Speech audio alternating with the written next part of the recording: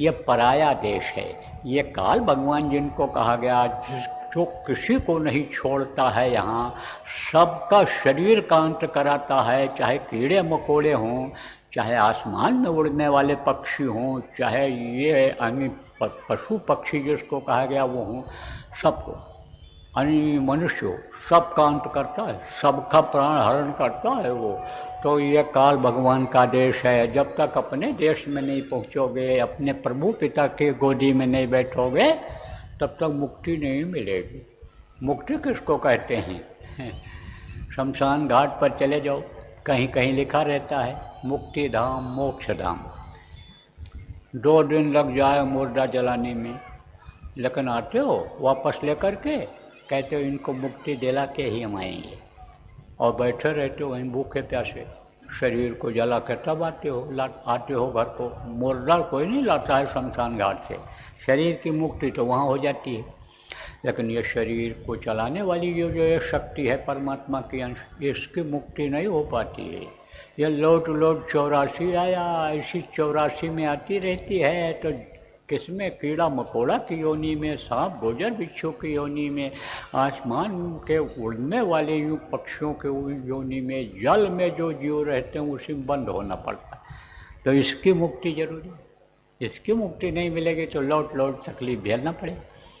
कोई भी देखो बच्चा पैदा हो रहा हो, चाहे जानवर का हो और चाहे आदमी का हो, ऐसे तड़पता हुआ पैदा होता है, हाथ पैर ऐसे हिलाता है, झिल्ली में भले बंद रहा है लेकिन हिलाता है, तकलीफ होती है। बोल नहीं सकता वो, तुरंत नहीं बोलता है, 1 आध दिन के बाद बोलना शुरू करता है, और बच्चे का मुंह खुला रहता है, और अगर कुछ मुंह में पड़ा भी रहे तो दाई हटा देती है उसको, तो बोलने लग जाता है, रोता है, खूब रोता है। क्यों?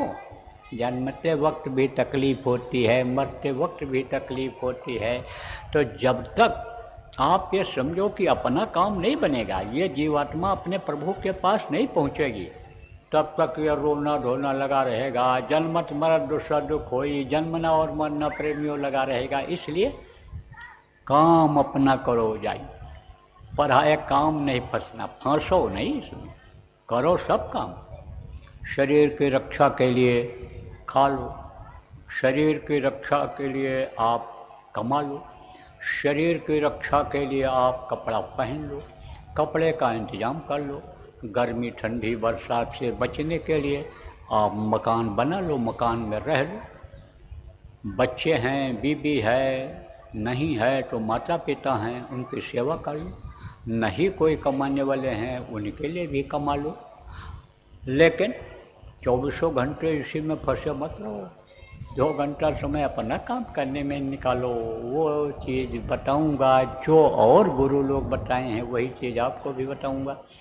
तो गुरु जो आए, सबसे पहले उन्होंने अब गुरु को खोज करके धरती पर जो हमेशा रहते हैं, गुरु जो समर्थ होते हैं, उन्हीं को किसी ने सतगुरु कहा, किसी ने संत सतगुरु कहा, किसी ने समर्थ गुरु कहा, किसी ने स्पिरिचुअल मास्टर कहा, किसी ने मुर्शिद कामिल पूरा फ़कीर कहा।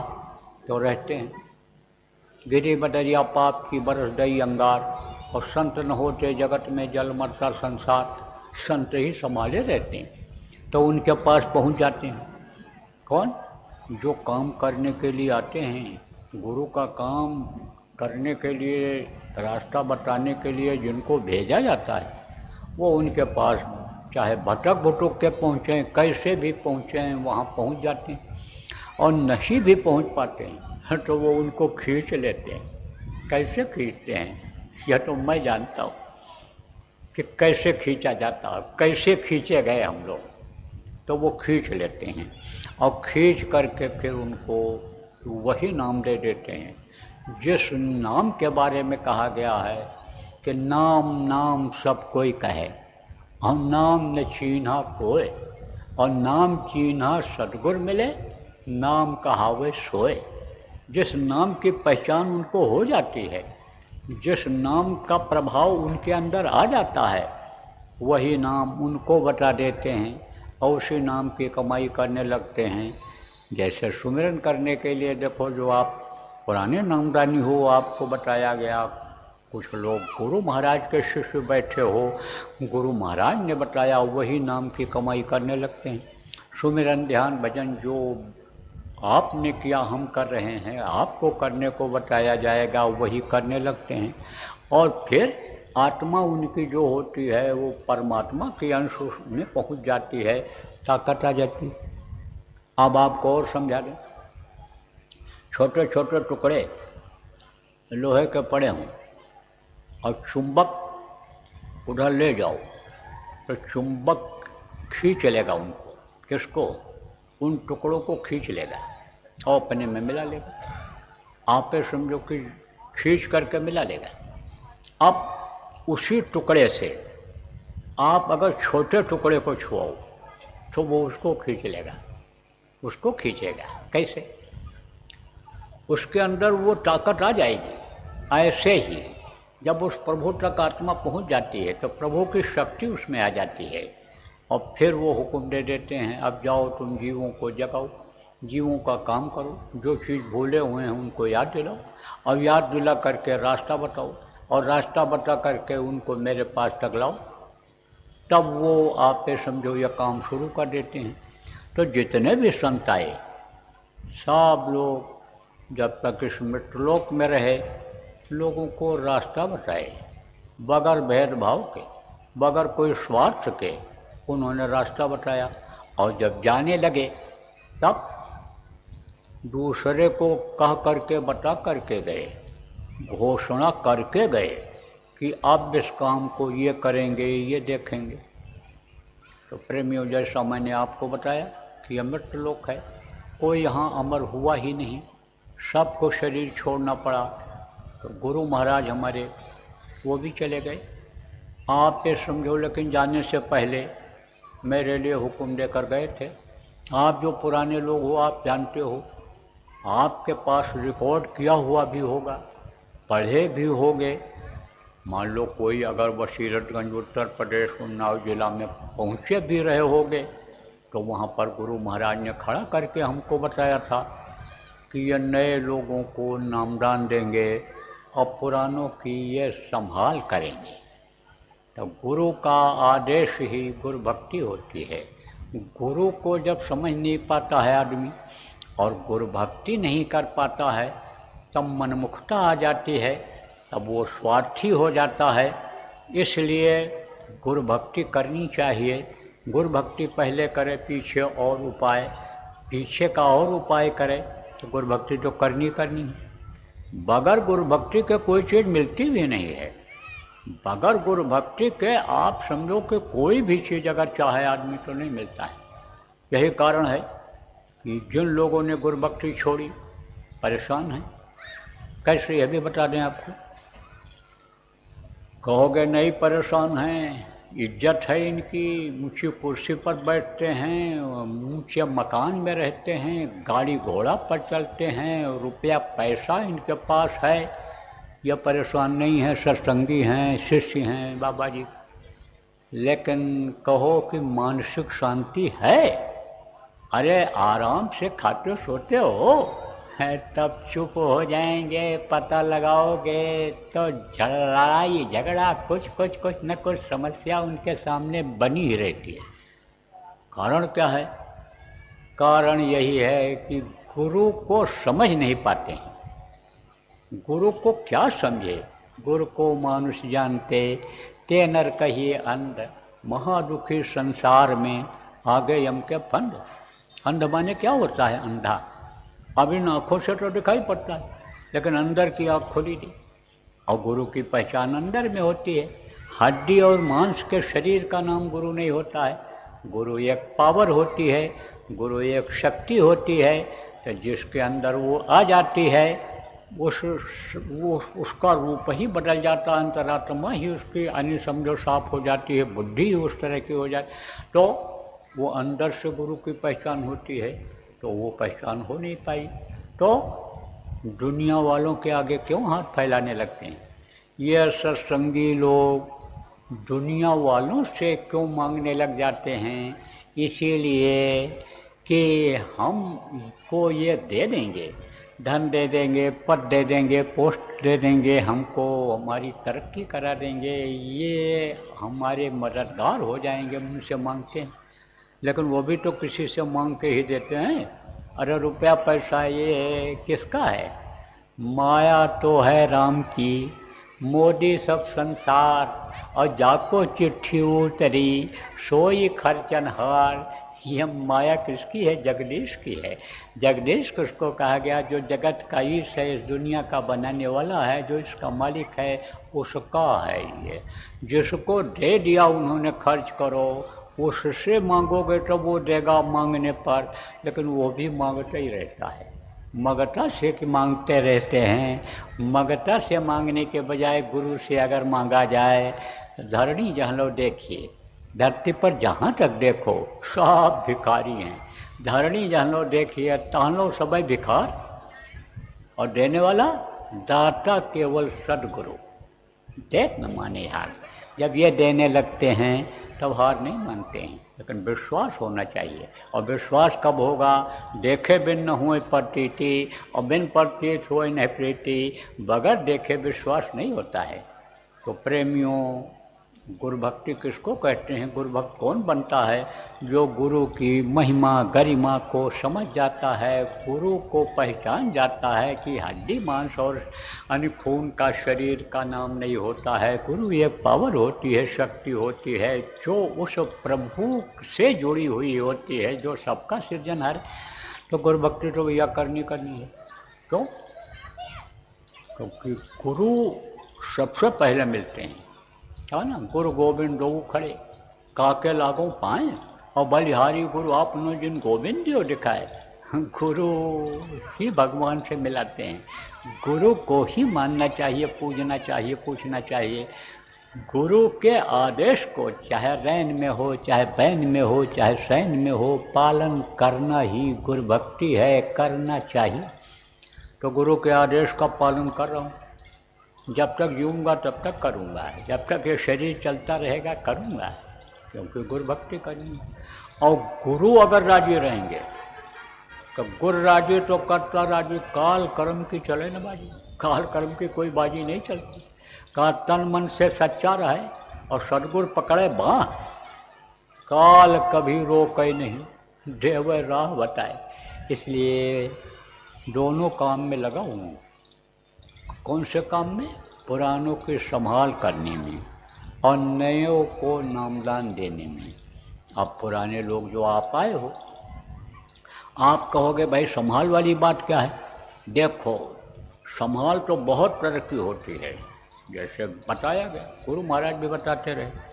कम खाओ, आलस नहीं आएगा, रोगी नहीं बनोगे। कम खाओ, 2 बार बर्दाश्त कर लो, और थाना पुलिस के यहाँ चक्कर नहीं लगाना पड़ेगा। कोर्ट कचहरी में दौड़ते दौड़ते ड्यूटियाँ नहीं घिस जाएंगी, पेशी करते करते नहीं करना नहीं पड़ेगा। तो बातें तो बहुत हैं। एक को गुस्सा आवे, दूसरा चुप हो जाए घर में, तो झगड़ा होगा? नहीं होगा। आप ये समझो प्रेमियों कि जब आवे संतोष धन, सब धन धूल समान। आप समझो गोधन गर्दन बाज धन और रतन धन खान। तो संतोष धन जब आ जाता तो बातें तो बहुत हैं, लेकिन ये सब ज्ञान बताने से यानी आपको तो होता है, उस समय सुनोगे तो अच्छा लगेगा, लेकिन इस भूल और भ्रम के देश में भूल जाते हो और आदत दूसरी चीज़ की बन गई है, तो उसी में लग जाते हो। लेकिन एक काम ऐसा करो कि उसी से आपको ज्ञान होने लग जाए, हर चीज़ की जानकारी होने लग जाए, मौके मौके पर समय समय पर आपको सब भान होने लग जाए। एक काम यही कर लो। कौन सा? जो गुरु महाराज ने कहा कि सुमिरन, ध्यान और भजन बच्चा रोज करो। झाड़ू रोज लगाओ कर्मों की। कर्म किसको कहते हैं? जो भी अच्छा बुरा आप करते हो इस शरीर से, आँख से अच्छा देखते हो, बुरा देखते हो, कान से अच्छा सुनते, बुरा सुनते हो, आप मुँह से अच्छा बोलते हो, अच्छा खराब बोलते हो, तो ये कर्म में बदल जाते हैं। तो ये कुछ जान में भी हो जाते हैं, और कुछ अनजान में भी हो जाते हैं। तो कर्मों की झाड़ू लगानी पड़ती है। जैसे घर में गंदगी न इकट्ठा हो झाड़ू लगाया जाता है, इससे कर्म जो आ जाएं उसका झाड़ू सुबह शाम लगाना चाहिए। रात में भी बुरे कर्म बनते हैं और दिन में भी बन जाते हैं, तो सुबह शाम का नियम बना दिया महात्माओं ने कि इसका झाड़ू लगाओ, कर्मों को साफ करो और उस प्रभु को ध्यान लगाने में याद करो। इस नाम को नाम बता दिया, किस नाम से उसको पुकारोगे तो वो तुमको मिलेगा। भजन के लिए बताया, आवाज़ 24 घंटे आ रही है, उसको पकड़ने की ज़रूरत है। भजन का मतलब क्या होता है? भगना होता है। 1 घंटा के लिए भग जाओ, दुनिया की तरफ से मन को हटा दो, शरीर को भी भूल जाओ, बाल बच्चों को उसके हवाले कर दो, जो सबका दाता है सबको देता है। तो आप ये समझो भाई को, इसको अगर करने लग जाओ सब बात बन जाए। अब यहाँ पर नामदानी लोग बैठे हो, आप गुरु महाराज के भी हो, बाद वाले भी हो, और कहा जाए भाई आप करते हो, तो कुछ लोग तो करते हैं, नियम से करते हैं, रोज़ करते हैं। लेकिन कहा जाए कि दिखाई सुनाई कुछ पड़ा, चुप हो जाओ। और ज़्यादातर लोग नहीं, ऐसे ही बोलोगे। जो करते हो रोज़ करते हो, करना भी चाहिए। गुरु भक्ति किसको कहते हैं? आदेश का पालन करना चाहिए। लेकिन ऐसे ऐसे हाथ हिलाओगे नहीं। आप फिर समझो इक्का दुक्का कोई हो गए जो भी हाथ उठवाया जाए, और नहीं तो शर्मा के भले उठा दो, लेकिन हमको मालूम है जो जितना लोग करते हो। तो अब आप ये समझो यही कहोगे नहीं। पूछा जाए क्यों नहीं दिखाई सुनाई पड़ता है?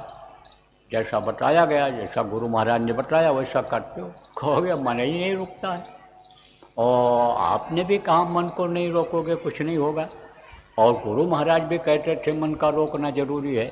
और भी महात्मा कह करके गए कि मनवा तो 34 फेरा या तो सुमिरन ना है। माला अनित करते हैं तो माला अनित समझो मन से लड़ पड़ी, क्यों फेरत है मोह, और मन का माला फेर कर, मन का फेर। तो सब लोग यही कह करके गए। तो मन नहीं रुकता है। अब मन क्यों नहीं रुकता है? मन कहाँ जाता है? जिसकी आदत होती है वहाँ जाता है। खाने में चला जाता है, सोने में चला जाता है, आप ये समझो लड़ाई झगड़ा में चला जाता है। मन खेत में चला जाता है, खलिहान में चला जाता है, दफ्तर में काम करने चला जाता है, और पुरानी बातों को सोचने में चला जाता है। आप ये समझो अभी तो लड़का पढ़ ही रहा है, लेकिन उधर चला जाता है, बढ़िया नौकरी मिलेगी, अच्छा नंबर जब आ जाएगा, अच्छे घर में शादी हो जाएगी लड़की की, और फिर बच्चा पैदा होगा तब उसका नाम क्या रखें? 3 पुत्र तभी आए भी समझो 3 सीढ़ी 4 सीढ़ी के ऊपर की बात या मन सोचने लगता है। तब समझ लो भाई कि ये हमारे कर्म आ गए। अब इन कर्मों की सफाई करना जरूरी है। तो कर्मों की सफाई धुलाई कैसे होती है? कर्म जिससे इकट्ठा किए जाते हैं, शरीर से ही इकट्ठा होते हैं कर्म शरीर से ही आदमी करता है। तो जब सेवा होती है शरीर से तब कर्म करते हैं। और सेवा देखो एक तरह की हमेशा होती नहीं है, अलग अलग तरह की सेवाएं होती हैं। तो जो संत होते हैं, महात्मा होते हैं, वो कर्मों को काटने के लिए सेवा करवाते हैं। जैसे संगत में देखो आप, तरह तरह का आदेश आपके पास आता होगा कि अब ये काम करो, ये काम करो, ये काम करो।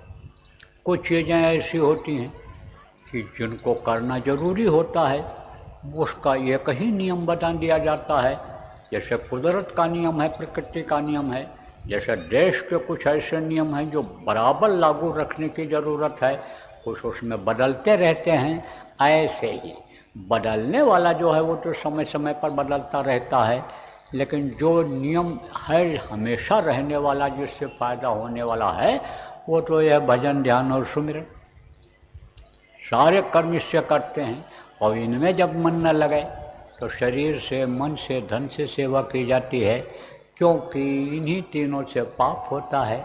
तो उसके लिए बता दिया रखो गुरु महाराज ने ही कि भटके हुए को रास्ता बताना पूरी का काम होता है। जीव हत्या इतना बड़ा पाप कोई पाप ही नहीं होता है, इसलिए जीवों की जान बचाओ। अब आप ये कहोगे कोई मांसाहारी हो कि भाई हम जीव की हत्या नहीं करते हैं, हम तो पैसा दे कर के लाते हैं खाते हैं।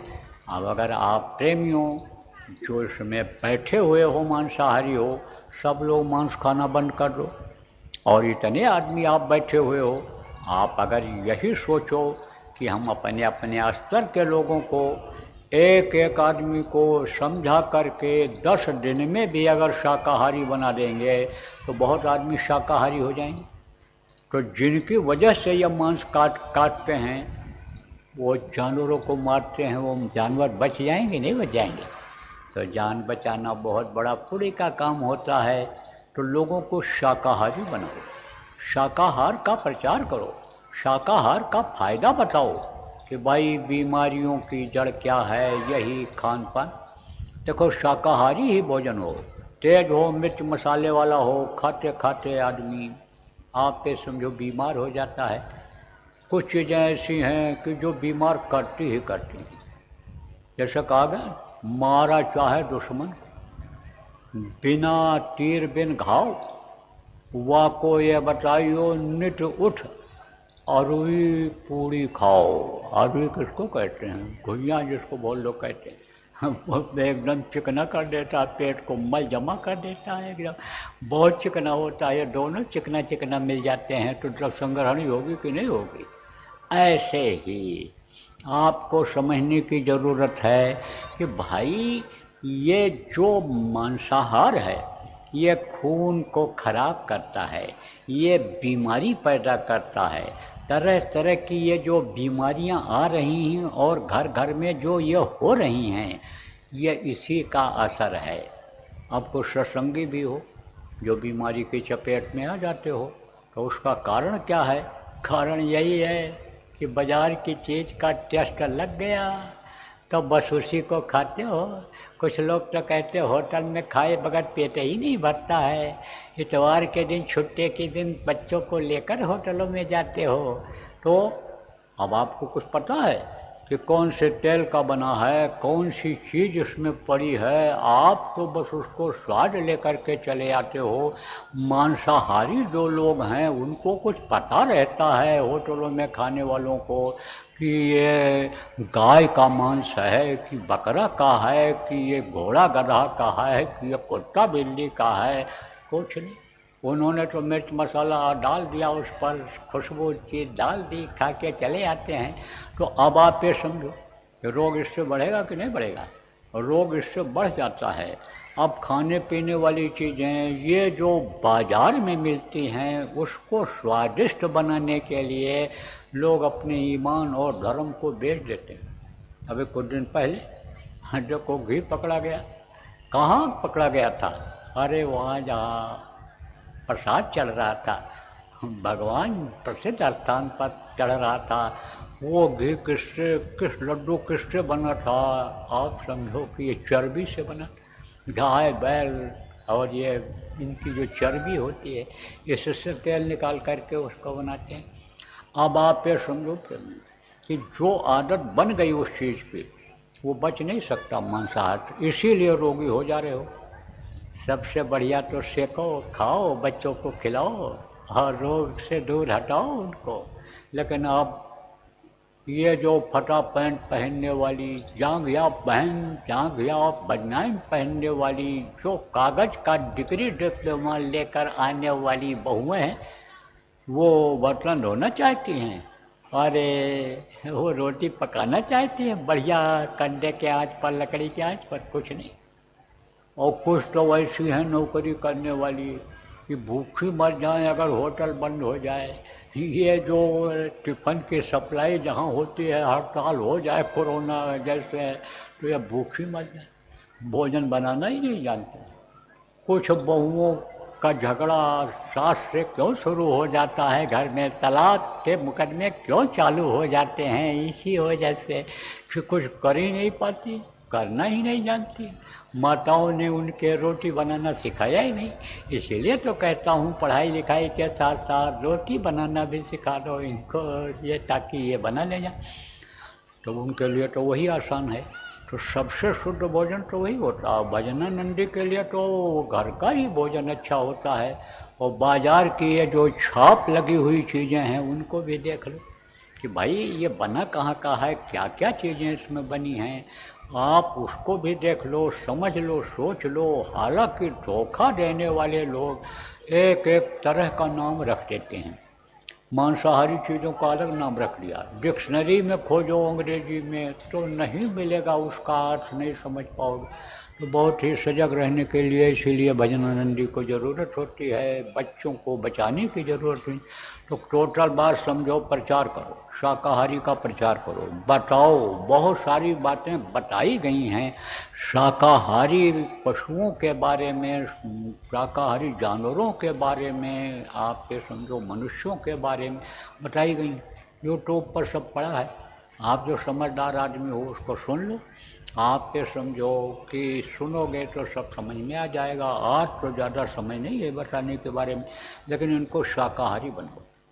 अरे यही हमारा ही संदेश पहुंचा दो जो हम हाथ जोड़ करके सबसे प्रार्थना करते हैं कि हाथ जोड़ कर विनय हमारी, तजो नशा बनो शाकाहारी और छोड़ो व्यभिचार बनो ब्रह्मचारी। सतयुग लाने की करो तैयारी। सतयुग माफ़ करेगा? किसी को नहीं माफ़ करेगा। कलयुग ही नहीं माफ़ करेगा। कलयुग तो कर्म कर्जा मांगेगा। और ये जो यमराज के दूत हैं यह भी अपना छीनते हैं जो कुछ कर्म होता है। अगर कोई का सहारा न बना लिया जाए, सदगुरु का हाथ न पकड़ लिया जाए, यहाँ वहाँ मददगार को न खोज लिया जाए, तो ये भी कर्म को छीन लेते हैं। तो अब आप ये समझो प्रेमियों कि सतयुग जब आएगा तब कलयुग नहीं रहेगा। और पुस्तकों में ये सब लिखा हुआ मिलता है। गुरु महाराज भी बराबर कहा करते थे कलयुग में कलयुग जाएगा, कलयुग में सतयुग आएगा। महात्माओं की एक भी बात गलत नहीं हो सकती है। युग बदलेगा, लेकिन सतयुग को मांसाहारी, शराबी, कबाबी, व्यभिचारी, झूठ फरेब करने वाले, ठगी करने वाले ये देख पाएंगे सतयुग को? ये तो कलयुगी आदमी कलयुग से ही प्रेम करते हैं। कलयुग इनसे प्रेम करता है, जाएगा तो लेता जाएगा। बहुत मरेंगे। जब त्रेता गया, त्रेता युग गया तब बहुत मरे, द्वापर जब गया तब बहुत मरे, तो कलयुग जाएगा तो बचेंगे? अब सब मरी जाएं तो सतयुग देखेगा कौन? इसलिए इनकी जान बचाओ। जान बचाना बड़ा पुण्य का काम होता है। समझाओ भाई, सतयुग देखने के लायक बन जाओ और ब्रह्म में विचरण करने लायक बन जाओ। ब्रह्म में विचरण कौन करता है? कि जो व्यभिचार को छोड़ता है। क्यों? क्योंकि आप ये समझो कि कौन गया नर कौन? किसका? यानी समझो कि इतिहास बना हुआ है सर्वनाश का। व्यभिचार की जिसके अंदर में आदत बन गई थी। आप ये समझो जैसे रावण, जैसे ये और भी राक्षस हुए, तो इनमें क्या था? इनके अवगुण को स्पष्ट नहीं किया गया, लेकिन ये सारे अवगुण इसमें थे। का चोरी, जुआ, मस्खरी, ब्याज घूस पर नाज, और जो चाहे दीदार को याते बस। आप ये समझो व्यभिचार को छोड़ो तो ब्रह्म में विचरण करने लायक हो जाओगे। तो ये संदेश आप लोगों को दे दो। आप बता दो। बाबा जी आए थे, बाबा ऐसा बता के गए हैं कि सतयुग के लायक बन जाओ। और ब्रह्मचारी का मतलब ये नहीं होता औरत को छोड़ दो, शादी ब्याह न करो। ब्रह्मचारी का मतलब ये होता है एक नारी ब्रह्मचारी और एक आहारी व्रतधारी। तो शादी ब्याह करो, मना नहीं है, किसी को नहीं मना करते हैं। शादी ब्याह करो और बच्चे भी पैदा करो, लेकिन ज़रूरत ज़्यादा नहीं परेशान हो जाओ। अब आप ये समझो उतना ही जितना ज़रूरत है, ये ज़रूर कहता हूँ। देखो, नामदान दूंगा आपको। गुरु महाराज ने आदेश दिया था कि नए लोगों को नामदान देंगे, लेकिन नामदान लेने के लिए आपको घर नहीं छोड़ना रहेगा, बाल बच्चों को नहीं छोड़ना रहेगा। शादी ब्याह आप करो, जहाँ करते हो वहीं पर करो। लेकिन पढ़ लिख लें बच्चे बच्चियाँ, ये जब बड़े हो जाएं, सयाने हो जाएं, तो देख करके इनका शादी ब्याह आप अपने हिसाब से कर लो। और नहीं करोगे तो ये खोजेंगे, और खोजेंगे तो कहीं गलत इनका चयन हो जाए, धन दौलत पर चले जाएं, रूप रंग पर चले जाएं, पढ़ाई लिखाई पर चले जाएं, और पहचान न हो पावे स्वभाव के बारे में, तो निभेगा नहीं, झगड़ा होगा, लड़ाई झगड़ा होता है, जेल भी जाना पड़ता है, दहेज के मुकदमे में जाना पड़ता है पेशी पर। तो ऐसी नौबत ना आवे। पढ़ लिख लें बच्चे तो कोई न कोई काम में इनको लगा दो, समय न बर्बाद हो। कहते हैं खाली दिमाग शैतान का घर होता है। खाली दिमाग आपका रहेगा तो आप कुछ न कुछ सोचोगे, और सोचने में अगर कुछ हो आ गई ऐसी चीज़, उसी तरफ चल पड़ोगे तो फंस जाओ। जब खाली बैठोगे तो कहोगे चलो उनके पास गप मारें, बैठे उनके पास। अब गलत साथी अगर मिल गया तो गलत काम में फंस जाओगे, बच्चे फंस जाएंगे।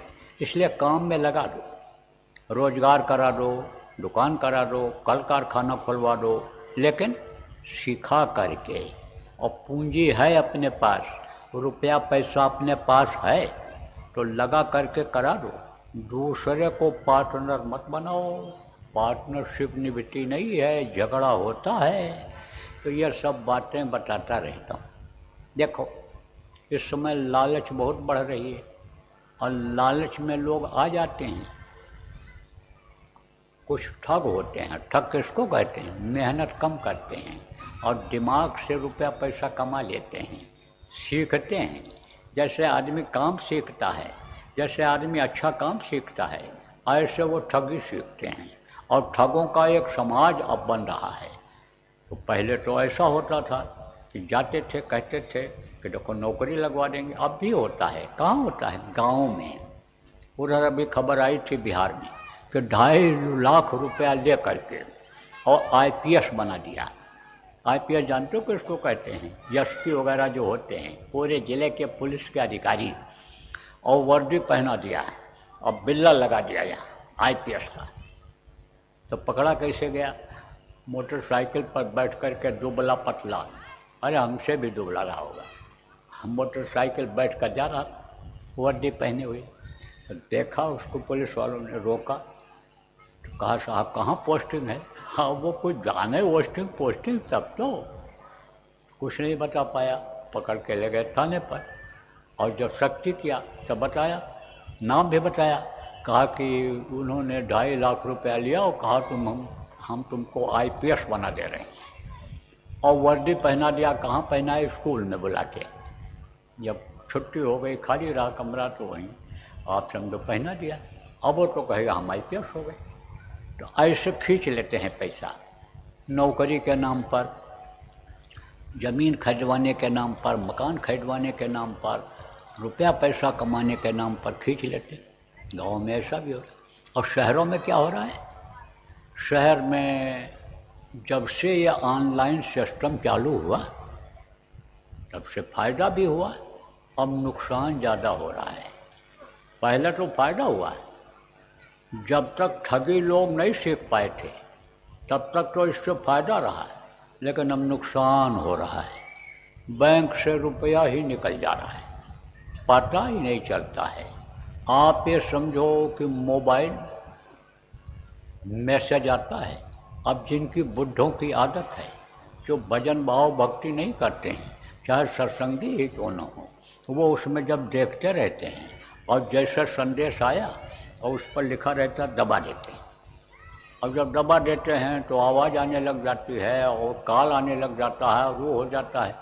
अब आप ये समझो, अभी दिल्ली में एक सत्संगी के यहाँ ही फ़ोन आया, और सत्संगी बन करके जय गुरुदेव बोल करके आप ये समझो कि उनको ठगने की कोशिश किया। लेकिन जब ये बताया जाता रहा, समझाया जाता रहा कि भाई होशियार रहना, नहीं एक एक गलती से कई लोग ठग जाएंगे। जब यह बात बताया जाता रहा, पहले जानकारी रही, तो बेचारे बच गए। अब यह भी बताया गया आपको कि जय गुरुदेव नाम ये जान का रक्षक है। जय गुरुदेव नाम ये तकलीफ़ों में आराम देने वाला नाम है, सुख और शांति देने वाला नाम है, बिगड़े काम को बनाने वाला नाम है। लेकिन गलत काम में अगर कोई इस्तेमाल करेगा तो वो फेल रहेगा। चोरी चकारी गलत काम करने के लिए जय गुरुदेव नाम बोलेगा तो पकड़ा जाएगा, मार पड़ेगी। ऐसे ही बच गया कौन सत्संगी, किसकी दया से? हम तो बच गए साहब दया, सबट डोर गए उतरे पार। और वो प्रभु को याद करते रहे होंगे, पता चला गुलाबी टोपी लगाए हुए थे, गुलाबी कपड़ा ही बचत कर दिया हो। ये तो वो जाने, गुरु महाराज जाने और आप जानो, ये तो वो जाने। तो कुल मिला करके समझो कि लालच में नहीं पड़ना है और इधर उधर अटन बटन मत दबाओ उसका, ज़्यादा कुछ मत देखो। हम ये नहीं कहते हैं कि आप इस बात को समझो नहीं, यानी आप समझो, हम ये नहीं कहते हैं कि मोबाइल न रखो, समाचार न सुनो। आपको मैं ये नहीं कहता हूँ कि फ़ोन करने के लिए न रखो, लेकिन जिस चीज़ को जानो और समझो उसी बटन को दबाओ, उसी को देखो। और आप ये समझो कि इस तरह की कोई बात आवे तो आप उसके लिए होशियार हो जाओ। देखो कहा गया साम दाम दंड और भेद, ये 4 चीज़ें होती हैं। अब इसको विस्तार में बताने का समय नहीं है, लेकिन इसका मतलब मैं बता देता हूँ। एक तो समझा करके, प्यार से, आदर सम्मान दे करके, एक तो आदर दे करके, आदर सम्मान दे करके, एक होता है समझा करके, बता करके, प्यार करके, और एक होता है पैसा देकर खरीद करके काम कराते हैं, और एक होता है दंड यानी मारपीट करके। तो अब ये साम दाम दंड भेद ये सब अपनाने लगे। तो पहले तो लालच दे रहे थे, अब डरवाने धमकाने लग गए कि पकड़े गए, ये हो गया वो हो गया। तो अब आप ये समझो कि बस इतने में ही होशियार हो जाओ आप, कि आप कहीं ठगों के चक्कर में ना आ जाओ, और लोगों को भी बता दो इस बात को। अब इस ठगी से कैसे बच सकते हैं ये तो आप भी समझोगे, लोगों से जब पूछते रहोगे तो बताते रहेंगे। ज़्यादा न तो विस्तार में जाने की ज़रूरत है और न हमें को जान का जोखिम डालने की ज़रूरत है। अभी मैं बहुत ज़्यादा कुछ बताने लग जाऊँ, वही अभी पीछे पड़ जाएं, तो भाई काम करना है अभी। तो हम तो उनसे यही प्रार्थना करेंगे ठगों से कि भाई अपने प्रारब्ध पर विश्वास करो, भाग्य में जो होगा वो आपको मिलेगा, उस प्रभु पर विश्वास करो। और जब इधर उधर से ठग करके लाओगे, लूट करके लाओगे, मार करके लाओगे, तो आपका भी उसी तरह से चला जाएगा। छोटे ठग को बड़े ठग ठग लेते हैं, वो आ जाते हैं चक्कर में। कैसे किसमें? यही शाम दाम दंड और भेद के चक्कर में आ जाते हैं। इसलिए इन सब चीज़ों से बचो। तो आपको नाम दान देता हूँ, समय ज़्यादा हो रहा है। वो 5 नाम बताऊंगा कि जो हमेशा से चला आ रहा है। यह है ध्वन्यात्मक नाम। ध्वन्यात्मक नाम किसको कहते हैं? जो सुना जाता है, अंदर के कान से जो सुना जाता है वो है ध्वन्यात्मक नाम। जो मुँह से लिया जाता है वो है वर्णात्मक नाम। राम भगवान के समय पर राम नाम था, कृष्ण भगवान के समय पर कृष्ण नाम था, और आप समझो कि कबीर साहब के समय पर सत साहब नाम था, नानक जी के समय पर वाहिगुरु नाम था, शिवराज जी महाराज के समय पर राधा स्वामी था, और इस समय जय गुरुदेव नाम है। गुरु महाराज के समय पर भी था और अब भी है, अभी कुछ दिन तक रहेगा। यह है वर्णात्मक नाम, प्रभु का जगाया हुआ नाम है। ये जितने भी लोग आए सब नाम को जगाया है, नाम को जोड़ा है। कहाँ से जोड़ा है? जहाँ से आप जुड़े हो। कहाँ से जुड़े हो? बहुत पतले तार के द्वारा प्रभु से जुड़े हुए हो। वही तार जब कटता है तब राम नाम सत्य हो जाता है। तो महापुरुष जब नाम को जगाते हैं तो उस प्रभु से जोड़ देते हैं, और उस नाम से जब उसको पुकारते हैं तब वो मदद करता है। तो यह है मुँह से लेने वाला नाम। और 5 नाम ऐसा है कि जो ध्वन्यात्मक नाम कहलाता है तो नए लोग जो आप आए हो उनको मैं ये 5 नाम बताऊंगा। अब आप समझो कि जिसका नाम होता है उसका रूप होता है, उसका स्थान होता है और उसकी होती है आवाज़। जैसे आपका नाम है और आपका ये चेहरा रूप है और आप कहीं रहते हो, आपका स्थान है, इसी तरह से, और आपकी आवाज़ है, इसी तरह से ये 5 नाम हैं, 5 धनी हैं। इनका नाम है, इनका रूप ये चेहरा है और ये कहीं रहते हैं, इनका स्थान है और इनकी आवाज़ है। तो वो मैं अभी आपको बताऊंगा, रटाऊंगा, याद कराऊंगा। पुराने लोग आप दोहरा लेना, नए लोग आप याद कर लेना।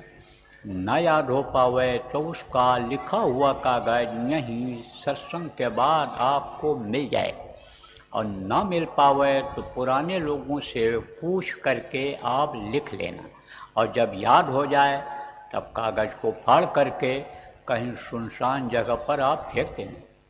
बताना मत किसी को, बताने से उसका कोई फ़ायदा भी नहीं होगा, और यह नाराज़ हुए तो नुकसान का कोई भी काम मत करना। अब आप पढ़े लिखे बुद्धिजीवी लोग बैठे हो, कहोगे क्यों नहीं फ़ायदा होगा? बाबा आप बताओगे तो आपसे फ़ायदा होगा, और हम बताएंगे तो क्यों नहीं फ़ायदा होगा? देखो, जिसको आदेश हो जाता है उसके ज़बान में पावर रहती है और वो फलदायी होता है। जैसे आपको समझा दें, आप किसी दफ्तर में गए और कोई साहब बैठा है तो उसके वहाँ बाबू लोग भी रहेंगे, चपरासी भी रहेगा। अब दफ्तर में जो लोग हैं, आप किसी से भी कहो कि साहब को थप्पड़ मारो तो मारेगा? कोई नहीं मारेगा। जो आपने कहा कि साहब को थप्पड़ मारो, वही बात अगर साहब ने कह दिया कि उनको थप्पड़ मारो तो बचोगे? देर तड़ातड़ पड़ेगा गाल के ऊपर। वही बात आपने कहा और वही उन्होंने कहा, तो उनके ज़बान में पावर थी। ऐसे जिसको हुक्म होता है उसके मुँह से सुनना ज़रूरी होता है। तो आप प्रेमियों किसी को भी मत बताना, किसी को नहीं, स्त्री पुरुष को नहीं, पुरुष स्त्री को नहीं, बच्चे को नहीं, दोस्त को नहीं, बच्चियों सहेलियों को नहीं, किसी को मत बताना। नंबर 1 बात। नंबर 2 बात समझो कि महाराज अपने को सुमिरन कहते हैं और आँख से देखने को ध्यान कहते हैं, कान से सुनने को भजन कहते हैं। तो अभी आपको ध्यान लगाना बताऊंगा, भजन करना बताऊंगा, और जब आप आँख बंद करके ध्यान लगाओगे, मन को रोकोगे, कान को बंद करके आप भजन करोगे, तब आपको कुछ सुनाई पड़ेगा। क्या सुनाई पड़ेगा? अनहद वेद वाणी, आकाशवाणी जिसको कहा गया, 24 घंटे जो आवाज़ हो रही है वो सुनाई पड़ेगी। ऊपर का दृश्य आपको दिखाई पड़ेगा, जिसके लिए गोस्वामी जी महाराज ने लिखा है, उदल माल सुरंड जराया, देखो बहु ब्रह्मांड निकाया, बहुत ब्रह्मांड देखा, कोटिन चतुरानंद गौरीशा। कहा कि कोटिन अन्य समझो कि शिव देखा, पार्वती देखा, विष्णु लोक में, शिवलोक में, और यहाँ पर वहाँ पर तो सब एक जैसे रहते हैं, साफ कोई पहचाने में जल्दी नहीं आता। सतलोक में भी पहचान में नहीं आते हैं, एक ही तरह के रहते हैं। वो तो जब गद्दी पर बैठते हैं, जब सिंहासन पर बैठते हैं तब पहचान होती है। तो यह सब अन्य समझो कि अंदर की बात है। तो अंदर में जब देखोगे आप, खुश हो जाओ, अब खुश होकर के दूसरों को बताने लगोगे, और जैसे बताओगे बच्चियों और बच्चियों बंद हो जाएगा, तो देखने से जो खुशी होगी वो गम में बदल जाएगी। जैसे मीरा जब देखती थी, खुश होकर के नाचने लगती थी, पग घुंघरू बांधी मीरा नाची रे। लेकिन जब बंद हो जाता था तब रोती थी, चिल्लाती थी, गलियों गलियों में घूमती थी, कहती थी रात दिन मोहिनी न आवे भावे या न पानी। बड़ी परेशानी। इसलिए बताना मत किसी को। और अगर आप कोशिश करोगे तो कोई सौतेले बेटे उसके हो नहीं, सब पर दया होगी, सब पर मोर बराबर दाया। सकल जीव मोह उपजाया। दुनिया में जितने भी जीव हैं सब में उसी की अंश है और सबका वो मालिक है, लेकिन सकल जीव मोह उपजाया और सबसे अधिक मनुज मोह भाया। जो मनुष्य हैं, चाहे स्त्री हो चाहे पुरुष हो, ये सबसे ज़्यादा प्यारे हैं उनको। अगर उनको याद कर ले जाओ आप, तो आप बताना मत किसी को। कुछ भी दिखाई पड़े या सुनाई पड़े तो आपको किसी को भी बताना नहीं है। अब आप ये समझो 3 चीज़ और, 3 आँख, 3 कान और 3 नाक। तो आँखें ये बाहर और एक आँख अंदर है जीवात्मा। जीवात्मा कौन क्या है? परमात्मा की अंश है। जो नए लोग आए हो आपको बतला रहा हूँ, ये परमात्मा की अंश है। बहुत छोटा टुकड़ा है।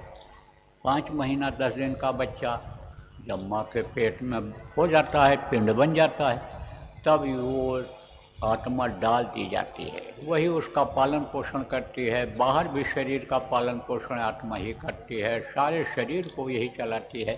तो एक आँख जीवात्मा में, बाहर की आँखों से बाहर की चीज़ों को देखा जाता है और जीवात्मा की आँख से, अंदर की आँख से शिवलोक सीधा दिखाई पड़ता है। इसलिए इसको शिव नेत्र भी लोगों ने कहा है। दिव्य दृष्टि, आत्म चक्षु कहा, थर्ड आई कहा, रूहानी आँख कहा है। फकीर जो हुए हैं पूरे फकीर, और रूहानी आँख कहा है। तो 2 आँख बाहर और 1 आँख अंदर में, 3 आँख। 2 कान ये बाहर, इससे बाहर की आवाज़ सुनाई पड़ती है, और ये कान अंदर में है जीवात्मा में, जिससे अनहद वेदवाणी जिसको कहा गया, आकाशवाणी जिसको कहा गया, गुरुवाणी कहा गया, जिसको गिरा कहा गया, वो सुनाई पड़ता है। तो 2 कान बाहर 1 कान अंदर जीवात्मा में, 3 कान और 3 नाक। अब पहली बार जो आए हो कहोगे 3 नाक कहाँ से हो गई? देखो, एक सुराख ये दाहिनी तरफ ये है और ये है ये बाईं तरफ। ये 2 सुराख यही शरीर को चलाते हैं। शरीर के अंदर की रचना कैसी है? चक्र हैं, 6 चक्र हैं इसमें। उदा चक्र, लिंग चक्र, नाभि चक्र, हृदय चक्र, कंठ चक्र। इनको आप देख नहीं पाते हो। और 72,000 नसें हैं, 72,000 नाड़ियाँ हैं, लाखों की संख्या में नसें हैं। कुछ नसें ऐसी हैं कि जो मशीन से भी नहीं देखी जा सकती हैं, और ऑपरेशन में जब कट जाती हैं तो सिस्टम बिगड़ ही जाता है पूरे शरीर का। तो अब आप ये समझो कि अंदर की कुछ चीज़ें हैं जिनको आप देख नहीं सकते हो। प्राणों को आप नहीं देख सकते हो, लेकिन 10 प्रकार के प्राण हैं जो इस शरीर को चलाते हैं। अब ये प्राण चलते कैसे हैं? हवा से चलते हैं। और हवा कहाँ से मिलती है उनको? अंदर में हवा मिलती है, बाहर हवा से। तो हवा से हवा कौन देता है? नाक। ऐसा नाक से हवा जाती है, खींचो तो भी जाएगी और आराम से बैठोगे तो भी जाएगी। अब एक नाक से एक बार में अच्छी हवा जाती है, प्राणों को देती है, जिससे शरीर चलता है। और दूसरे नाक से अंदर की गर्म हवा निकलती है, गंदी हवा निकलती है। जो लोग अपने घरों में कूलर लगाए हो, एसी लगाए हो, देखो कूलर के पीछे से गर्म हवा निकलती है। एसी के पीछे से जहाँ एक झास्ट लगा रहता है उधर से गर्म हवा निकलती है। ऐसे अंदर से गर्म हवा निकलती है। सुराखों से ही गंदगी निकलती है। देखो मल के दरवाजे से, जहाँ मल त्याग करते हो मल निकलता है, पेशाब वाले सुराख से गंदा पानी निकलता है। आप ये समझो कि ऊपर से ये नाक से देखो गंदगी निकलती है, तो इसी तरह से गर्म हवा एक बार में एक नाक से निकलती है और ये बदलते रहते हैं। कौन? यही नाक। बाएं नाक से अगर गर्म हवा निकलेगी, कुछ समय के बाद फिर दाहिने से निकलने लग जाएगी। ये बराबर अपना काम करते रहते हैं, बदलते रहते हैं। खाओ पियो सो, कुछ भी काम करो, ये अपना काम बंद नहीं करते हैं। तो 2 सुराख ये हैं और एक सुराख अंदर में है, जिसको जीवात्मा का कान कहते, जीवात्मा का नाक कहते हैं। उससे ऊपरी लोगों की खुशबू मिलती है, बराबर खुशबू की लहरें ही चलती रहती हैं, तरह तरह की खुशबू मिलती है ऊपरी लोगों में। और नीचे खुशबू और बदबू दोनों मिलती है। इन नाक से बदबू भी आती है, खुशबू भी आती है, क्योंकि बदबू है, गंदगी है। वहाँ बताया आपको भी कि वहाँ गंदगी नाम की कोई चीज़ ही नहीं है, कोई नापदान बहता ही नहीं है, नाली साफ़ करने वाला कोई दिखाई नहीं पड़ता, झाड़ू लगाने वाला। तो वहाँ से ये चीज़ नहीं रहेगी, यहाँ चीज़ यहाँ पर बदबू रहती है, तो बदबू और खुशबू इससे दोनों आती है। तो दो नाक यहाँ और एक नाक जीवात्मा में, तीन आँख, तीन कान, तीन नाक, सुमिरन ध्यान भजन तीन चीज़ें, 5 नाम, 5 रूप, 5 स्थान, 5 की आवाज़, ये मैंने आपको बताया। अब दूंगा नामदान, लेकिन आपको परहेज करना पड़ेगा। इसका फल लेने के लिए, आपको फ़ायदा लेने के लिए कुछ परहेज करना पड़ेगा। जैसे डॉक्टर मिल गया बढ़िया और दवा भी बढ़िया मिल गई, लेकिन परहेज न करो तो मर्ज नहीं जाता है, तकलीफ़ में कमी नहीं आती है। इसलिए परहेज ज़रूरी है। तो परहेज क्या करना रहेगा? किसी भी पशु पक्षी का मांस मत खाना। मछली तालाब की सफाई के लिए बनाई गई, कोई भी गंदी चीज़ आप डाल दो, लेट्रिन डाल दो, मुर्दा डाल दो, खखार के ठोक दो, मछली खाती है, मर जाती है, पानी के ऊपर तैरती है। गिद्ध और कौवा खाते हैं, उनका भोजन है। तो गिद्ध और कौवों के लिए छोड़ दो, आप उन पर दया करो, मछली मत खाओ, अंडा मत खाना। और ऐसे नशे का सेवन मत करना कि जिससे बुद्धि खराब हो जाती है। तेज नशा होता है किसमें? शराब में, गांजा, भांग, अफीम, ताड़ी, तरह तरह की नशीली दवाएं आ गई जवानी को बर्बाद करने के लिए, जवानों की शक्ति को छीड़ करने के लिए, देश को खोखला करने के लिए। कुछ देशद्रोही लोगों ने आप पे समझो गोलियां तैयार कर दी, इसलिए उससे दूर रहना कि जिससे मदहोश हो जाओ। बाकी छूट है तो अच्छा खाओ, है तो अच्छा पहनो, है तो अच्छे घर में रहो, आपके लिए छूट है।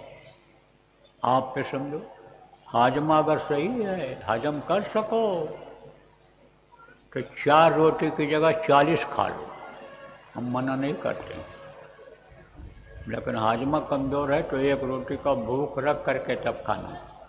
और भजन करना है, रात में आलस ना हो, नींद ना हो, तो भी 1 रोटी का भूख रख करके खाओगे तो मरोगे नहीं, जिंदा रहो। तो अब आप पे समझो कि आपको अब इंतज़ार नहीं कराएंगे, नामदान देंगे। पुराने लोग दोहरा लो, नए लोग नामदान दे दो। बैठो, आँख और कान खोल दो, आँख और कान खोल दीजिए। इसको कहते हैं भजन। इसी तरह से भजन बराबर करना रहेगा। तो यहाँ तो समय कम होने के कारण आपको 5 मिनट बैठाया, घर पर देर तक करना। देर तक जब करोगे तब जल्दी आपको आवाज़ मिलेगी। किसी किसी को बहुत जल्दी सुनाई पड़ जाता है और किसी को थोड़ा देर लगती है, किसी को एकदम साफ सुरीली आवाज़ सुनाई पड़ती है और किसी किसी को अनिमिलौनी आवाज़ सुनाई पड़ती है, बाद में छटता है। तो जब आप बैठने लगोगे, अभ्यास करने लगोगे, तब धीरे धीरे धीरे पर्दा जब हटेगा अंदर का, कर्मों का, गंदगी का, तो जब वो हट जाएगा तो सुनाई पड़ेगा। सुबह देखो जल्दी उठ जाना और हाथ मुँह धो लेना, जिससे आलस दूर हो जाए, और फिर कपड़ा डाल देना। ठंडी रहे कंबल डाल लो, रजाई डाल लो, गर्मी रहे तो कोई पतला कपड़ा डाल लो। और फिर उसके बाद कान में उंगली लगाओ और आवाज़ को पकड़ने की कोशिश करो। देखो कितना अच्छा लगता है, बहुत आनंद आता है। अब आप देखो रेडियो में गाना आता है तो बाजा जब सुनते हैं तो बूढ़े बूढ़े लोग ऐसे सिर हिलाने लगते हैं, हाथ पटकते हैं। पूछो दादा क्यों हाथ तोड़ डाल रहे हो, क्या बात है? तब कहते हैं कितना मस्ताना बाजा बज रहा है। अब आप सोचो कि आदमी के बजाए हुए बाजा में इतना आनंद आता है, इतनी मस्ती आती है। तो जिसको वो बजा रहा है, जिसको भगवान कहते हो, देवी देवता कहते हो, वो बाजा जब सुनोगे तो कितनी मस्ती आएगी। करके देखना। अब इस कार्यक्रम का होगा समापन। एक प्रार्थना में बोलूँगा, आप लोग दोहराइएगा और उसके बाद ये कार्यक्रम संपन्न हो जाएगा।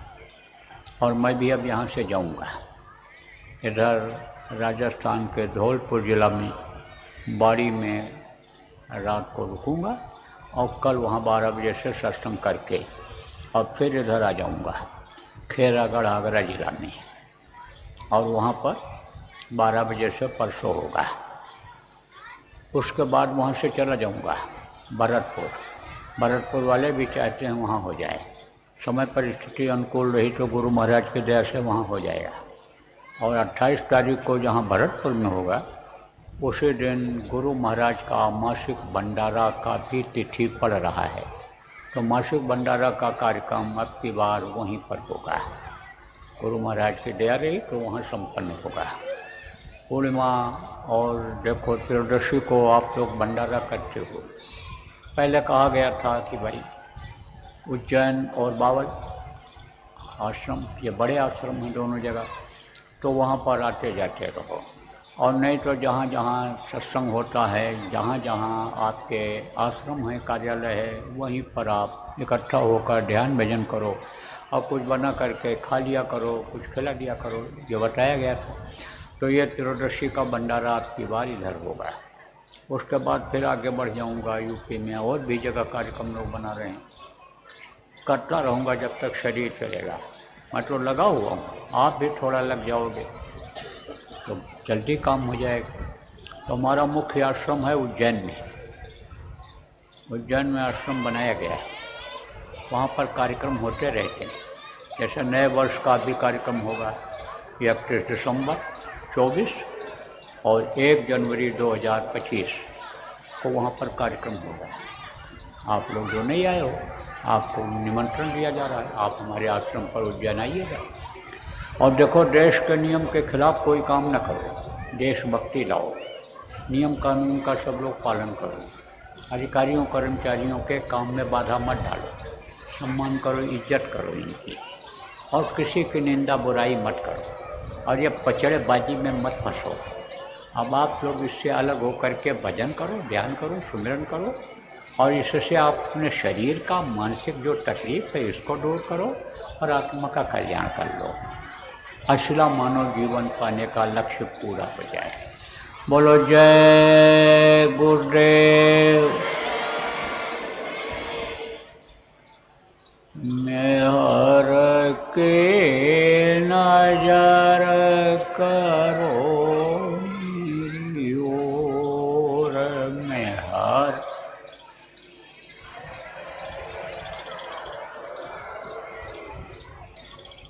दया की नजर करो मेरी ओर।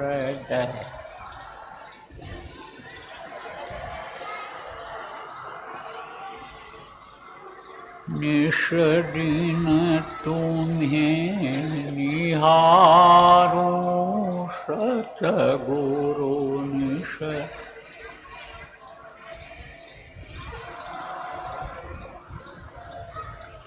जैसे चंद्र चकोर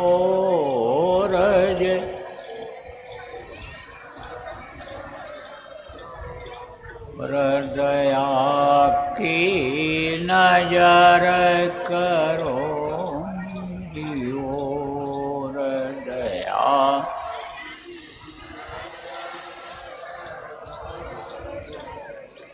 जान कौन भूल हुई तन से जान,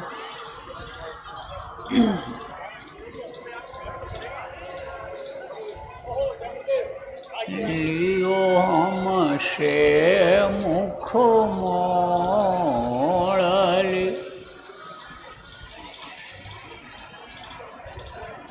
हृदया की नजर करो मेरी ओर।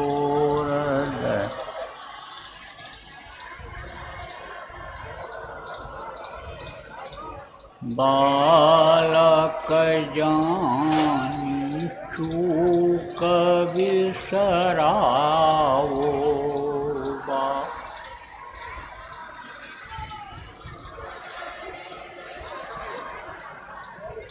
आया शरण अब मैं चोर,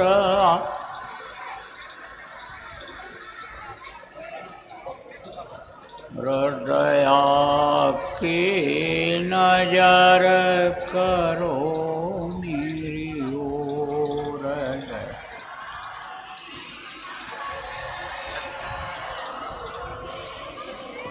सदा दयालु स्वभाव तुम्हारा है,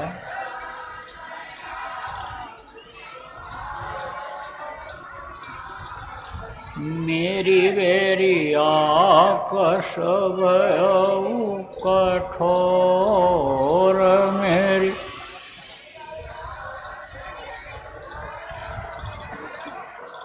हृदया की नजर करो मेरी ओर।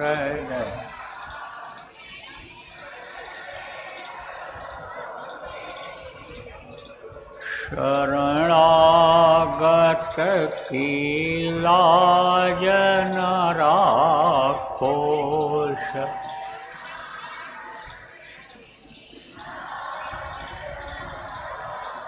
मोसो पतित अब जाएं कहीं और,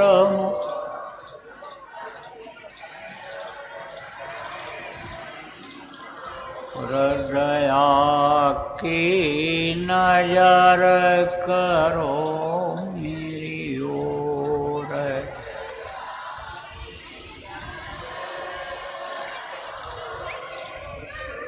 अब की बार उबार ले वजो,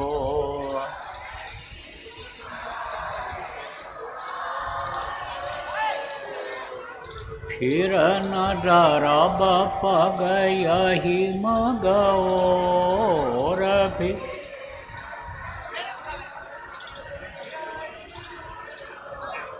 हृदया की नजर करो मेरी ओर।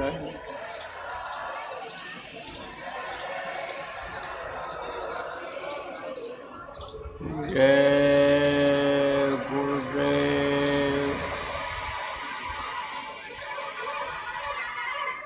देखो प्रेमियों, जैसा मैंने आपको बताया कि ये जय गुरुदेव नाम प्रभु का इस समय पर जीता जागता नाम है और हमारे गुरु महाराज ने इसको जगाया था। इस समय परमात्मा की पूरी शक्ति इस वर्णात्मक नाम में है। तो आपके घर में कोई बीमारी रहती हो, लड़ाई झगड़ा होता हो, वैमनस्यता होती है, दिमाग सही काम न करता हो, रुपया पैसा बरकत न होती हो, कमाई करते हो कहाँ चला जाता क्या नहीं पता चलता, टेंशन रहता है, तो आप जय गुरुदेव नाम की ध्वनि ही बोलवाना शुरू कर दो अपने घर में। पूरा परिवार को इकट्ठा होकर के सुबह शाम देखो, धीरे धीरे फर्क आ जाएगा। करके देखो कैसे बोलना रहेगा ये बता देता हूँ। जय गुरुदेव, जय गुरुदेव, जय गुरुदेव, जय जय गुरुदेव।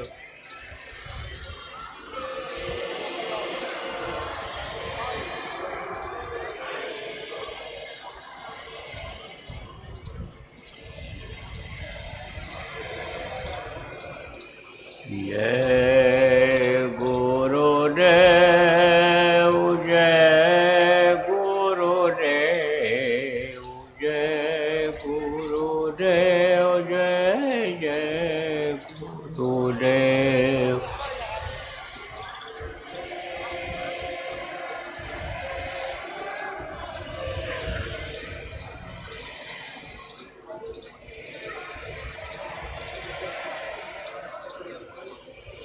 इसी तरह से सुबह शाम 1 घंटा बुलवाओ तो देखो कितना फायदा होता है, फिर बताना।